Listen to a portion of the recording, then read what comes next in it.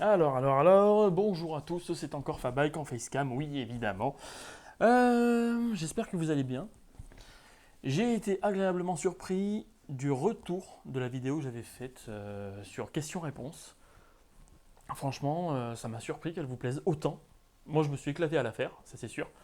Et je vois qu'il y a eu beaucoup d'engouement sur cette vidéo, donc je vais en refaire des vidéos questions-réponses un petit peu plus variées, évidemment, avec un petit peu plus de questions et en m'étalant moins sur le sujet, si possible, parce que c'est vrai qu'il n'y a pas eu beaucoup de questions l'autre fois, et ça tournait un petit peu trop autour des motos chinoises, notamment des Ontes. Donc la prochaine fois, j'essaierai d'y apporter plus de diversité dans les questions, comme ça au moins il y aura un plus vaste sujet. Alors, aujourd'hui, dans cette vidéo, c'est simple, en fait, je remarque que certaines questions nécessitent beaucoup d'explications, et c'est le cas dans cette vidéo-là. J'ai envie d'apporter beaucoup de réponses, enfin beaucoup de réponses. J'ai envie de broder ma réponse dans une question. Donc parfois, dans certaines vidéos, si vraiment je vois que la question nécessite une grande réponse, eh bien je vais faire une vidéo juste pour la question concernée. Alors, question posée par Aldo Rio.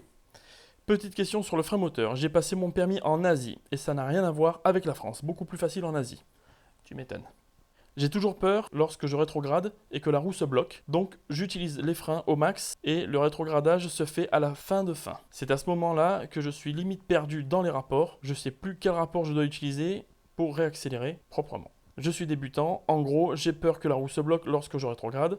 Ça m'est arrivé une fois à l'auto-école, un jour de pluie, où j'ai dû m'arrêter rapidement. J'espère que tu répondras, merci et bonne journée.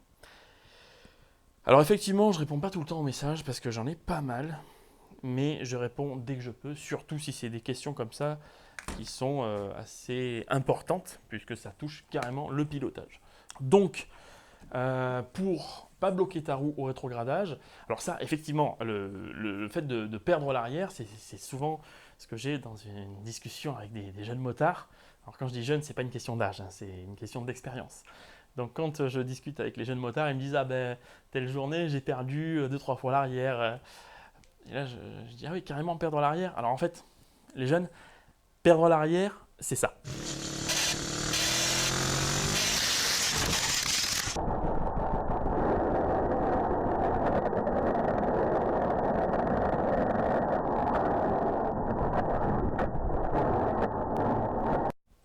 Ou ça.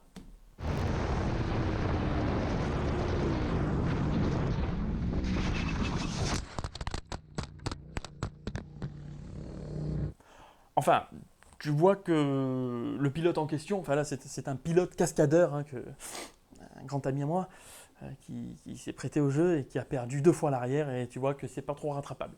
En fait, quand tu rétrogrades et que tu as l'arrière qui rip, on appelle ça soit balayer le sol, soit la virgule, soit ripper, tu l'appelles comme tu veux, danser, saucissonner, enfin bref. Enfin, pas saucissonner, c'est encore autre chose, bref. Euh, c'est juste parce que soit tu mets trop de temps à rétrograder, soit tu es trop haut dans les tours, et en fait, pour éviter ce phénomène, soit, comme tu dis, tu freines et tu rétrogrades au dernier moment, donc tu perds du régime, et là, quand tu es en bas régime, tu as beaucoup moins de risques de, de bloquer la roue arrière, ou soit tu fais un mouvement assez rapide pour qu'il n'y ait pas de différence entre le régime moteur et la rotation de la roue.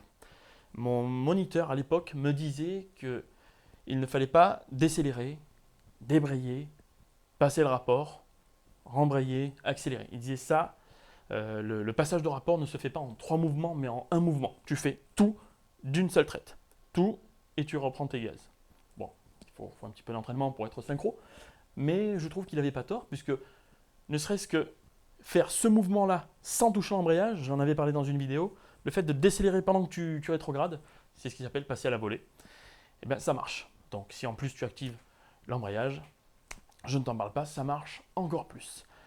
En tout cas, pour apporter cette réponse-là, j'ai fait appel à un ami, ce même cascadeur qui a fait les vidéos où il perd l'arrière, et je lui passe donc l'antenne. Bon, alors, c'est à moi que Fabike a demandé l'explication de la virgule. Eh bien, je vais essayer d'être le plus clair et concis possible, mais le principe est assez simple, mais l'explication n'est pas si simple que ça. Alors, comment expliquer? Voici une moto. Bravo. Roue arrière, moteur. Tous les deux sont liés par quelque chose, l'embrayage, que tu vas pouvoir débrayer par cette simple action. Hop, là tu débrayes. Quand tu rétrogrades et que ta moto fait une virgule, c'est que déjà ton moteur a du couple. Des moteurs non coupleux, ça te le fera jamais ou quasiment jamais, il faudra vraiment le vouloir. Leur vitesse de rotation est en adéquation, ça veut dire que la vitesse de la rotation de la roue va aller avec le régime moteur. Pour l'instant, c'est assez simple. Quand tu roules à 90 km/h, ton régime moteur, ta roue, la rotation de ta roue vont aller ensemble. Par contre, l'action qui te fait faire une virgule, c'est la différence qu'il y a entre les deux régimes, entre les deux rotations si tu veux. Si jamais tu débrayes trop longtemps, le régime moteur va descendre tellement bas qu'ils ne vont plus être en adéquation. La rotation de ta roue, elle, va toujours être quasiment à la même vitesse. Par contre, lui, ton moteur va perdre 90% de sa rotation. Ce qui fait que quand tu vas embrayer, donc lâcher ton levier d'embrayage, lui, comme il n'est plus du tout au même niveau que la roue, il va falloir qu'il récupère le régime. Et pendant cette récupération de régime, il faut bien qu'il y ait une pièce qui cède. Et la pièce qui va céder, ça va être la plus fragile. Est-ce que c'est l'embrayage? Est-ce qu'il va patiner? Non. Est-ce que c'est le kit chain qui va casser? Non. Est-ce que c'est le pneu qui va glisser? Eh oui, parce que c'est lui la pièce faible de toute la partie de la moto. Ce qui fait que quand le moteur va récupérer son régime, le temps qu'il récupère son régime, il y a un blocage parce qu'il y a une incompréhension, si tu veux, il y a une incompréhension pas mathématique mais physique qui fait que la roue arrière va se bloquer une fraction de seconde avant que le moteur se rééquilibre au régime de la roue arrière. Donc comme il glisse, toi tu as l'impression de perdre l'arrière, mais c'est assez rare de causer un accident à cause de ça, sauf si tu stresses, mais en principe ça dure pas longtemps. Attention, il y a plusieurs virgules. Il y a plusieurs niveaux de virgule. Quand c'est une petite virgule, c'est pas grave. Dès que c'est beaucoup plus accentué, ça devient beaucoup plus grave. Allez, je vais faire une mise en situation. Comme ça, au moins, vous comprendrez mieux ce que je viens de dire. Alors, ce phénomène va s'accentuer avec les régimes. Plus tu vas être haut dans les régimes, et plus tu vas avoir de risque de faire une virgule. Et plus tu vas être bas dans les régimes, moins tu auras de risque. En fait, l'idée, c'est plus tu vas débrayer et rembrayer rapidement, moins il y aura de glisse au niveau de la roue arrière. Plus tu vas mettre de temps et plus tu auras un risque de faire glisser ta roue.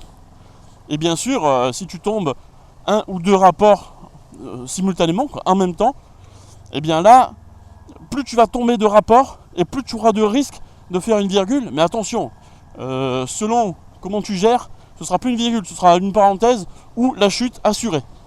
Alors, je t'illustre. J'arrive dans l'épingle en face, je tombe un rapport. Voilà. Le régime moteur a perdu 500 tours minute.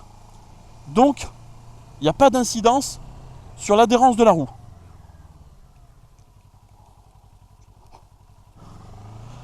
Alors pour commencer, tu n'es pas obligé de rétrograder pour faire une virgule, en fait.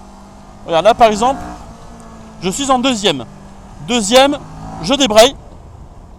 Je relâche brusquement. Tu as vu la moto, elle est partie de l'arrière. Je t'explique pourquoi. Parce que c'est ce que je viens de dire. Le régime moteur et la rotation de la roue vont ensemble. Si jamais tu débrayes trop longtemps, il y a un déséquilibre. Ça veut dire que le régime moteur va réduire, mais la rotation de la roue va quasiment pas être altérée, quoi. Elle va toujours tourner à la même vitesse, à peu de choses près. Et donc quand tu vas lâcher brutalement ton embrayage, le temps que le régime moteur revienne, eh bien c'est le pneu qui lâche quoi, qui dépasse ses limites d'adhérence, donc ça ripe.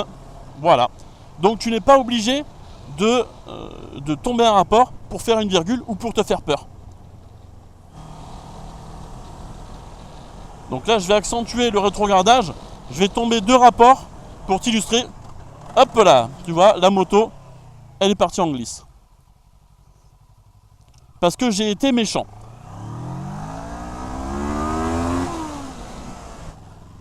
Maintenant, je vais te montrer comment éviter la virgule dans toutes les circonstances.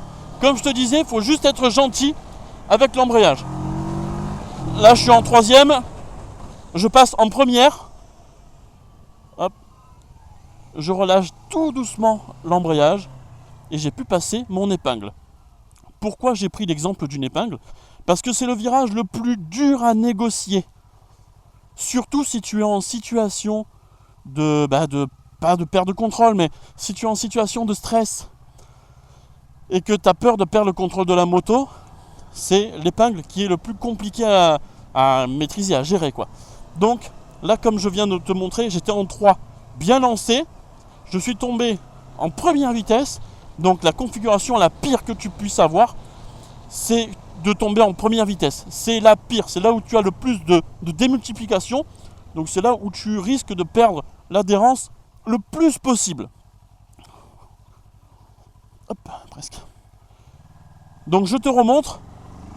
1, 2, 3, 4, 5. 5e. Hein. Hop. 4, 3, 2, 1. Et voilà, j'ai relâché tout doucement l'embrayage. Et la roue a à peine ripé, mais vraiment très doucement. Donc, la conclusion, c'est que plus tu vas être gentil avec ton levier d'embrayage, et moins tu vas te faire surprendre. Il y a aussi une façon de rétrograder. Allez, je vais te la montrer. Vous vous êtes peut-être un petit peu tous posé la question de pourquoi les vieux motards accélèrent quand ils rétrogradent. Eh bien, c'est pour récupérer cette perte de régime que tu as quand tu débrayes. Démonstration. 1re, 2e, 3e, 4e. Voilà. Donc là, je vais rétrograder comme les vieux motards. Voilà, j'ai mis un coup de gaz à chaque fois que je débrayais. En fait, c'est pour récupérer la perte de régime. Hop. En fait, c'est pour récupérer la perte de régime. Quand tu débrayes, forcément, ton moteur va chercher à se remettre au ralenti. Et quand tu vas relâcher l'embrayage, il va revenir à son régime et à la démultiplication qu'il était. Quand tu mets un petit coup de gaz à chaque fois que tu débrayes, déjà ça va aider ta boîte à mieux enclencher le rapport. Et surtout, quand tu vas relancer l'embrayage, tu n'auras pas cette perte. Le régime moteur va revenir au niveau où tu as débrayé. Tu vois, en fait, tu lances ton moteur pour que le temps qu'il revienne, il se retrouve à peu près au même régime. Je déconseille cette façon de rétrograder aux débutants parce que si tu ne sais pas le faire, tu peux aussi te faire surprendre. Tu peux lancer un peu trop fort ton moteur et quand tu débrayes, tu peux aussi faire une virgule parce que tu as mis trop de régime. Donc, apprendre avec des pinces. De toute façon, tout ce qui est pilotage, c'est toujours apprendre avec des pinces. Toujours. Faites-vous la main sur des petites courbes à vitesse réduite. Faites-vous la main, voilà, tranquillement. Vous avez tout votre temps. Ne prenez pas de risques dans des épingles, dans des virages fermés, à l'aveugle. Ça sert à rien. Allez-y, progressivement. Vous avez tout le temps d'évoluer. Voilà, je repasse l'antenne à mon ami Fabike. Bon, ben merci à toi, professeur Guidon. Je sais même pas comment le nom que je dois lui donner. Je sais même pas comment on va l'appeler. Je sais même pas s'il va intervenir dans d'autres vidéos. Bref. Bon, en tout cas, si vous avez d'autres questions, n'hésitez pas. J'ai essayé d'être le plus clair possible dans toutes les explications apportées. Est-ce que vous allez les comprendre ou pas? Après, il faut savoir une chose, c'est que moins vous avez de cylindres sur une moto et plus vous avez de chances de faire ripper l'arrière, puisque plus le moteur est du couple, plus il va y avoir ce blocage de roue à un régime relativement élevé, on va dire. Il y a aussi une chose, c'est qu'une fois que vous prendrez l'habitude, eh bien, c'est comme en cheval, c'est comme en vélo. Une fois que vous avez l'habitude de votre moto, de cette réaction-là, vous n'en avez plus peur. avec ma nouvelle moto, bah, je trouve que le moteur est assez rude à ce niveau-là. Elle rip assez facilement parce que c'est un bicylindre. Donc bah, je m'y habitue et une fois qu'on s'habitue à cette réaction-là, on n'a plus peur. Donc on s'y attend. Et puis si c'est bien fait, hein, c'est sûr que dans un virage, tu ne vas pas lâcher brusquement l'embrayage. Là, tu vas avoir de mauvaises surprises. Voilà, j'ai essayé d'être le plus clair possible. Je vous dis à la prochaine pour une autre vidéo, pour une question-réponse, pour un essai notamment. Parce que les essais arrivent aussi hein, en masse, mais le temps que je fasse les tournages, les montages, tout ça, il faut que je respire. Allez, je vous dis à la prochaine pour une autre vidéo. Ciao tout le monde.